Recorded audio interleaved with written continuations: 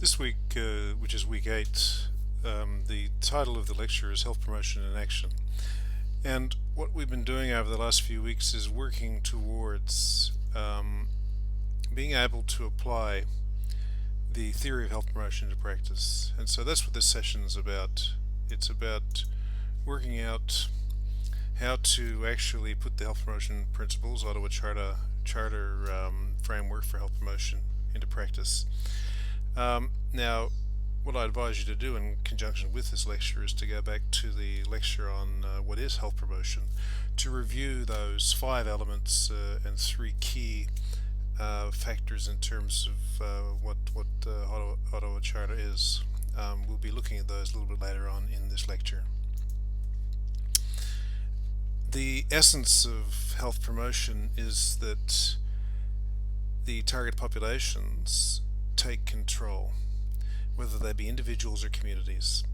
And so part of this process to actually enhance the ability of individuals and communities to take control is to identify and realize aspirations, satisfy needs, and change or cope with the environment. These are 3 key elements of successful and sustained health promotion.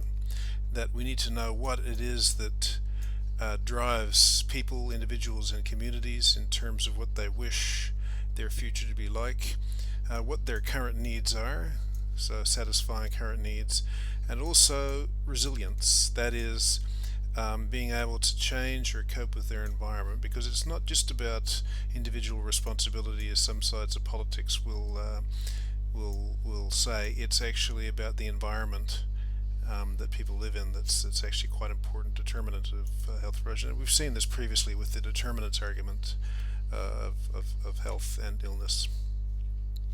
So we're working through some very basic types of ways to actually view this particular issue. So the first question, in terms of connecting theory to practice, we need to identify what the determinants of the health issue in question is. Often we pick one particular issue and then try to address it. So it could be obesity, it could be motor vehicle accidents, and we'll see later in this lecture we've got case studies for motor vehicle accidents and also obesity in children as 2 particular case studies.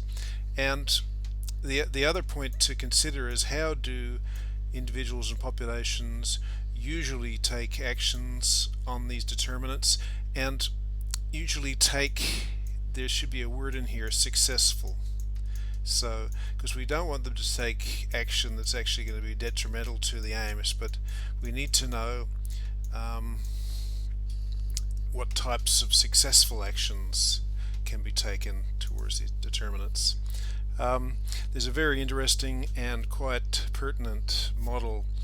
We know that if we look at, say, this iceberg, we've got the iceberg here, but as you've probably been told previously, the majority of the iceberg actually is below the surface. So quite often we see the state of health as being very visible and also measurable for that matter.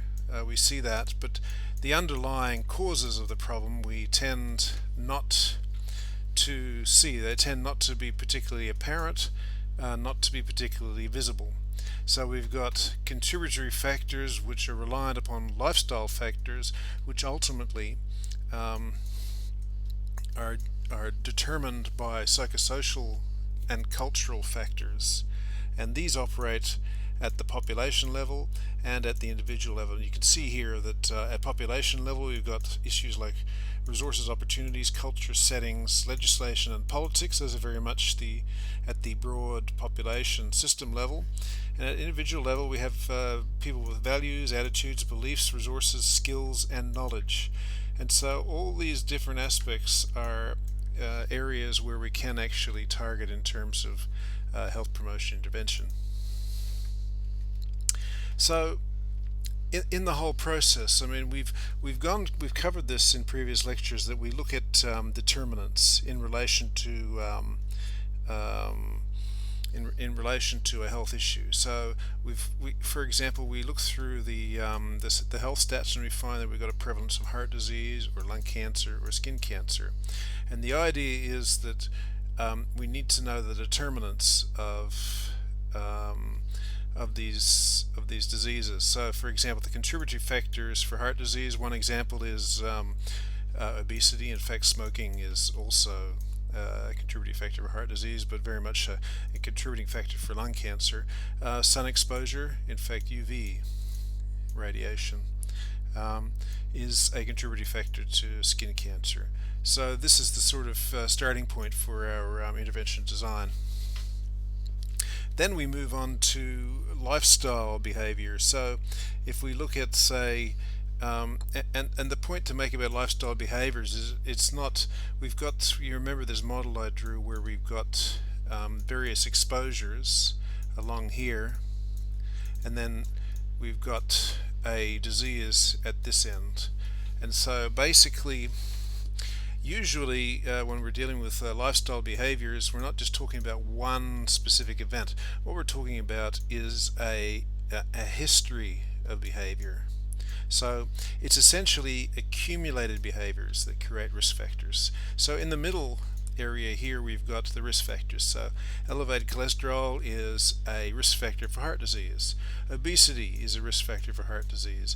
UV exposure is a risk factor for cancer. However,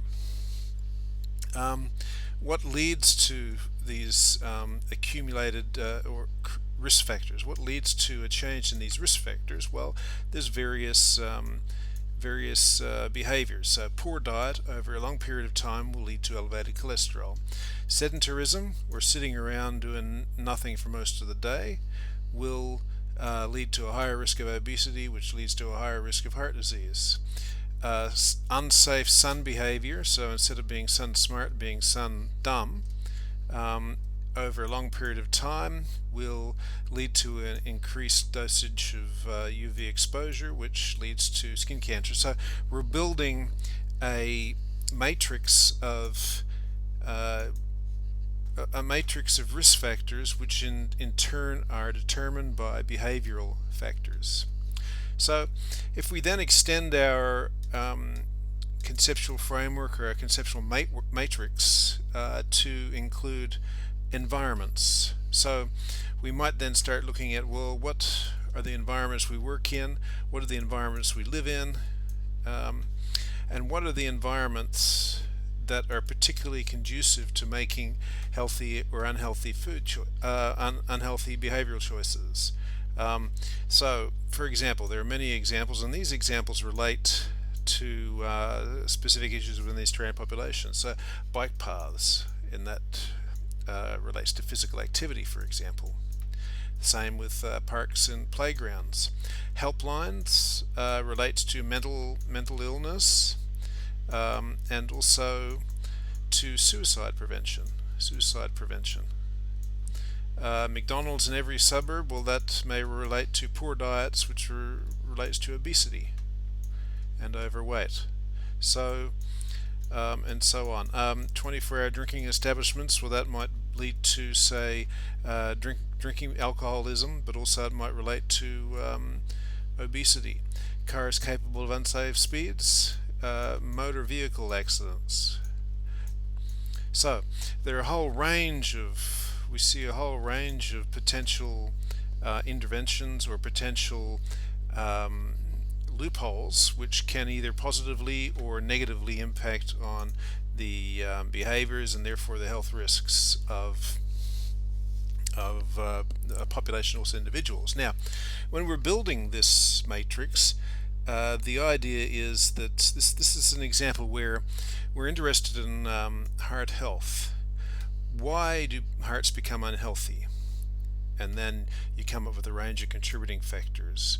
Why do these contributing factors occur? Then we come up with a whole lot of lifestyle behaviors. So the key word in this situation is why. If we start out with the question of why do we have such a high prevalence of a particular disease? That will lead us to the contributing factors. Why do we have a high prevalence of these contributing factors? Because of certain lifestyle behaviors. And so that's a fairly straightforward way to develop a matrix. So one example here is if we look at overweight and obesity.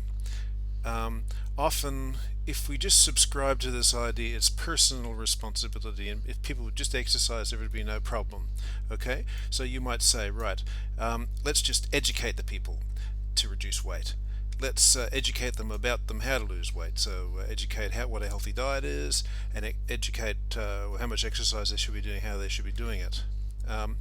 Is this enough?